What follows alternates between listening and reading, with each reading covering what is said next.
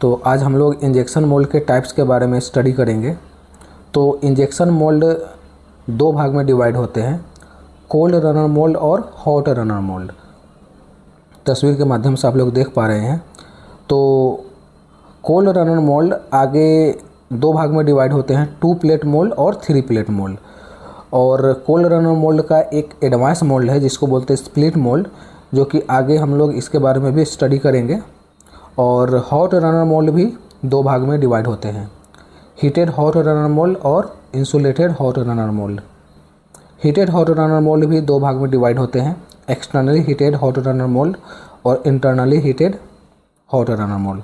तो आप लोग तस्वीर के माध्यम से आप लोग देख पा रहे हैं, आप लोग इसका स्क्रीनशॉट भी ले सकते हैं। तो इतने सारे मोल्ड होते हैं, लेकिन मुख्यतः दो भाग में ही डिवाइड करते हैं, कोल्ड रनर मोल्ड और हॉट रनर मोल्ड। अब हम लोग कोल्ड रनर मोल्ड के बारे में स्टडी करेंगे। तो कोल्ड रनर मोल्ड क्या होता है? ये इंजेक्शन मोल्ड का बेसिक मोल्ड है, जिसमें रनर जो मोल्ड में होता है वो जितना मोल्ड का टेम्परेचर होगा उतना ही रनर का टेम्परेचर होगा। मतलब कि अगर मोल्ड को प्रोडक्ट को ठंडा करने के लिए जब कूलिंग देते हैं तो उस दौरान रनर भी ठंडा हो जाता है, जिसको हम दोबारा यूज नहीं कर सकते हैं। तो ये कॉन्सेप्ट है, ये बेसिक मोल्ड है। और कोल्ड रनर मोल्ड को दो भाग में इसलिए डिवाइड करते हैं क्योंकि इसमें जो रनर निकलता है वो या तो प्रोडक्ट के साथ निकलेगा और नहीं तो अलग निकलेगा। तो अगर साथ में निकलता है तो वो 2 प्लेट वाला मोल्ड होता है, जिसको 2 प्लेट मोल्ड भी बोलते हैं।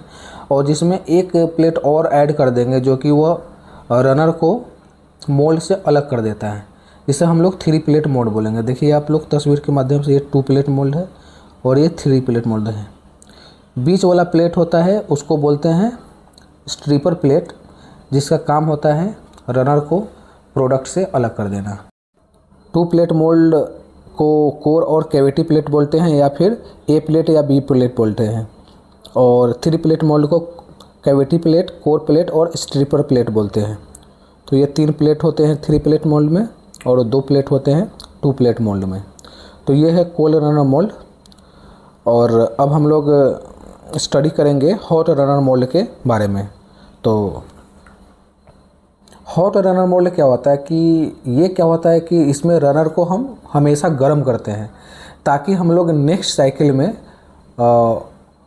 उस रनर को वेस्ट ना जा सके और उसको हम as a molten materials use कर सके कैविटी में।